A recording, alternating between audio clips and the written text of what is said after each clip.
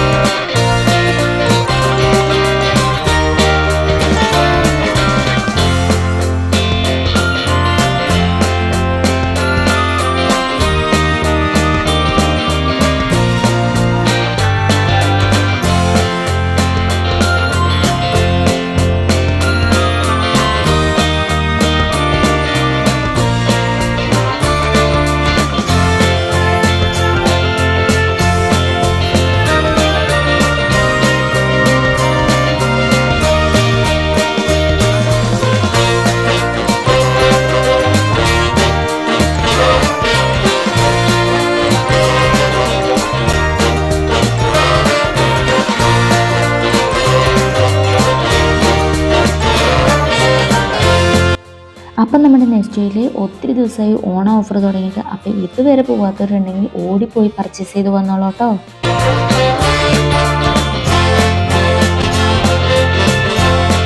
അപ്പോൾ ഇപ്രാവശ്യത്തെ ഓണം നെസ്റ്റോടൊപ്പം തകർത്താലോ. അപ്പോൾ ഇന്നത്തെ സ്പെഷ്യൽ നെസ്റ്റോ വീഡിയോ എല്ലാവർക്കും ഉപകാരപ്പെട്ടെന്ന് വിചാരിക്കുന്നു. അപ്പോൾ വീഡിയോ ഇഷ്ടപ്പെട്ട സപ്പോർട്ട് ചെയ്യാൻ മറക്കല്ലേ. എല്ലാവർക്കും താങ്ക് യു. അടുത്ത വീഡിയോയിൽ കാണാം. Bye bye.